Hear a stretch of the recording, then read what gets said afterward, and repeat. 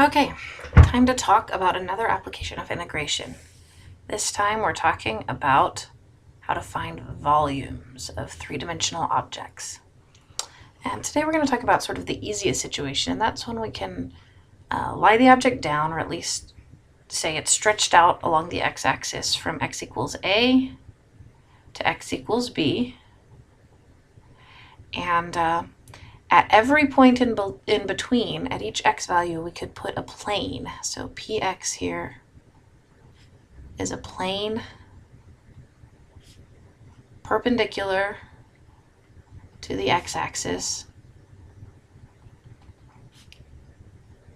at an x value of x, and it slices through the object. And the area of that slice, that cross-sectional slice, we are calling a of x. So a of x is the area of the cross-section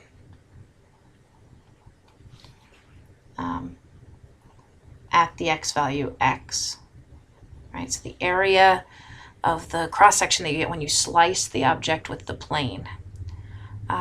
So if you have this situation, if you know all the cross-sectional areas, then it's relatively easy to use integrals to find volumes. Okay, so just like we approximated areas with rectangles, we're going to approximate the volume of that sort of wiggly object with these sort of slabs. You can see in this picture, each slab has a small thickness, and then its area, its base, which is really on its side, is that area that the plane gave us, right? So we have a thickness of slab, which is some little width we'll call delta x. And then the area of the base, the area of the base at each point is a of x. Okay, so that means the volume of each little slab is a of x times delta x, right? The area of the base times the height, or the thickness, is a of x delta x. So the total volume of these slabs stacked up together like this is a sum of those volumes, a of x times delta x, for however many slabs you have. We have n slabs, right? So this looks familiar. This is a Riemann sum. So that means if I take the limit as n goes to infinity, so the slabs get thinner and thinner and I use more and more of them,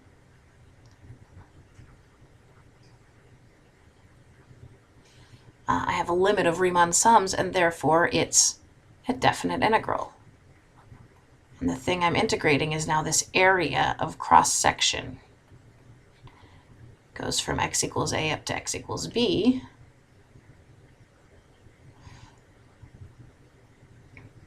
And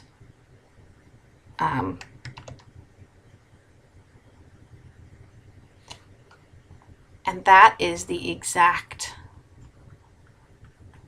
volume of the solid. So we approximate it with slabs and then use more and more slabs, thinner and thinner ones, and in the limit we get the exact volume. And therefore this is the formula for the volume of the solid, assuming we know what the cross-sectional area at each x value is. So there's one particular situation when we do know that, that will come in handy.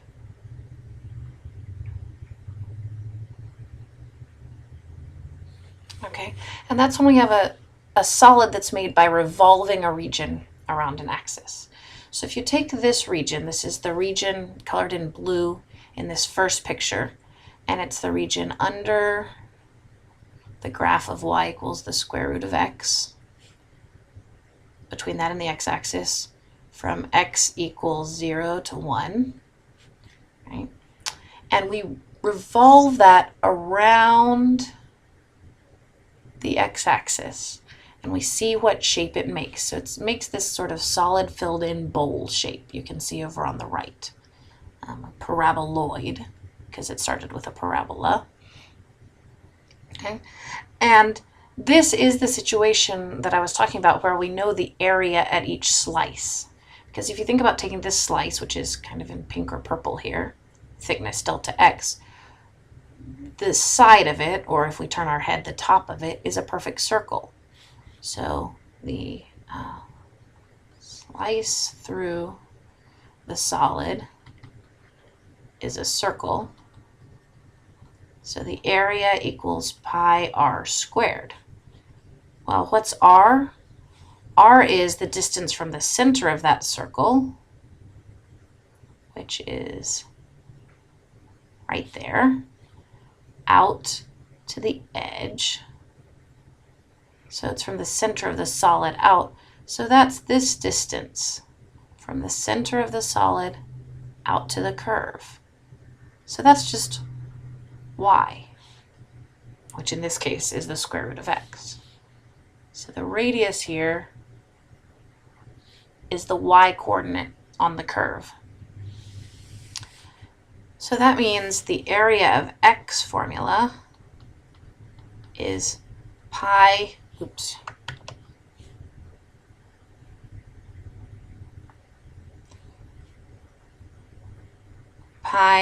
times the radius, which is the y function, squared, which in this case, in this example, that's pi times the square root of x squared, because y equals the square root of x. So for a solid of revolution, if you are revolving the area under a curve y equals f of x, then the area of x formula is pi times that function squared. So that means in this example, to find the volume, I have an integral. My solid starts at x equals 0 and stops at x equals 1.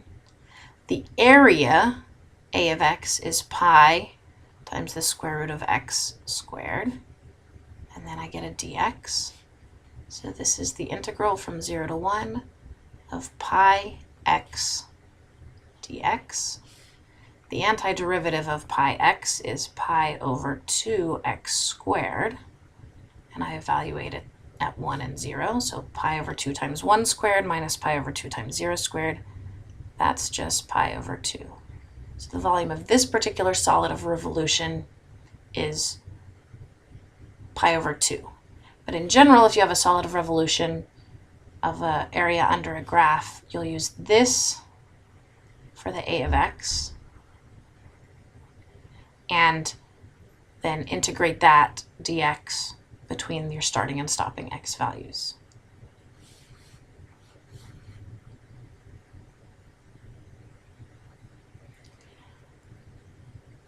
Sometimes we might revolve, instead of going around the x-axis, you might revolve around the y-axis.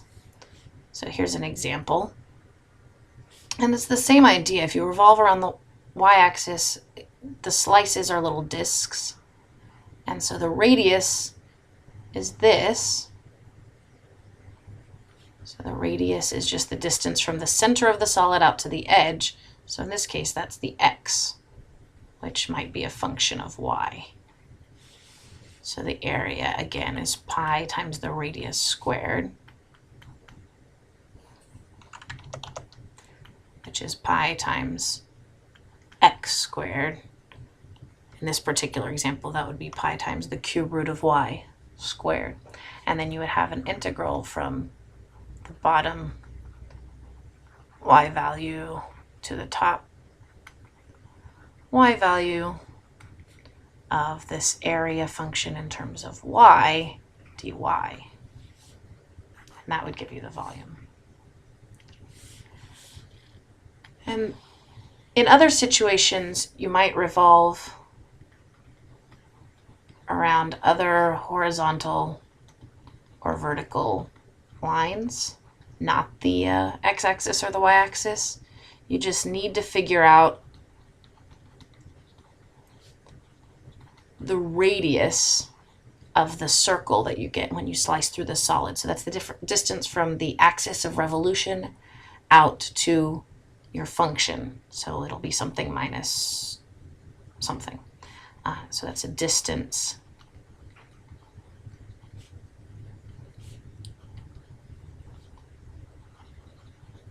from the edge of the region to the axis of revolution. And then the area is pi r squared. And then you integrate that, either along the x-axis or along the y-axis, depending on whether your axis of revolution is horizontal or vertical. So we'll see more examples in class.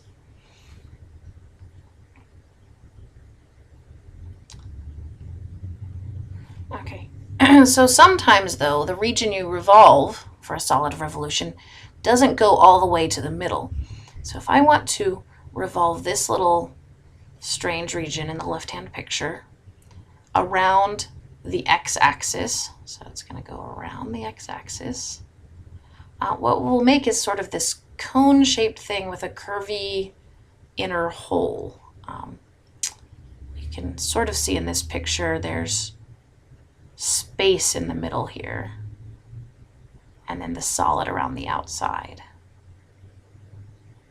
So if you slice through it, it doesn't look like a slab of a circle or a disc. It looks like a slab of a washer, right? A two-dimensional shape. This is called an annulus. It's a circle with a circle missing from the middle. So it's a slab whose cross-section looks like this.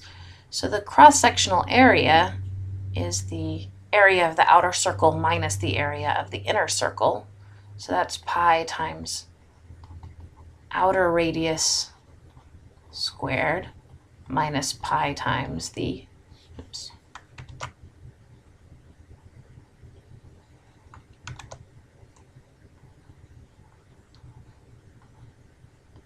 hang on, sorry. It's not wanting to write for me. There we go.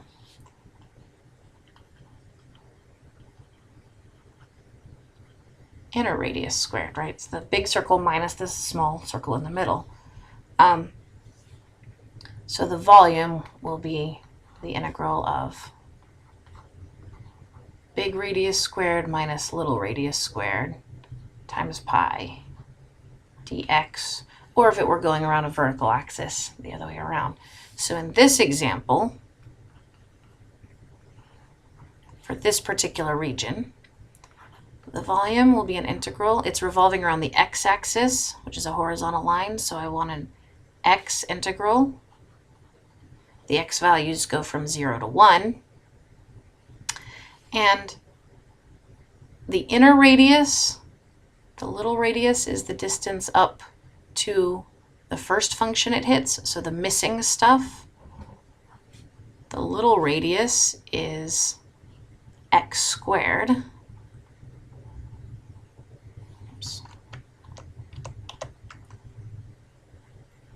X squared, and I square that little radius, and the big radius is the distance all the way up from the axis up to the top function, which is the formula for the top function, x. So the big radius is x, the little radius is x squared, and so we have this integral. So pi times the integral from 0 to 1. Got to figure out a way for that to stop happening. Integral from 0 to 1 of x squared minus x to the 4th dx. So we have pi times x cubed over 3 minus x to the 5th over 5, evaluated at 1 and 0. So 1/3 minus 1/15 minus 0 times, or sorry, 1/3 minus 1/5 minus 0, and all that's times pi. So that's pi times 1/3 minus 1/5, which is pi times 5/15 minus 3/15, 2/15. So in general, if your cross sections are washers or rings with a hole in the middle, you need to find the outer radius and the inner radius, and then your volume is the integral of pi, big radius squared minus little radius squared, dx or dy if it's a vertical axis of revolution. Okay, we will see more examples in class, but I just wanted to show you the main idea. So again, the absolutely most important thing is this formula.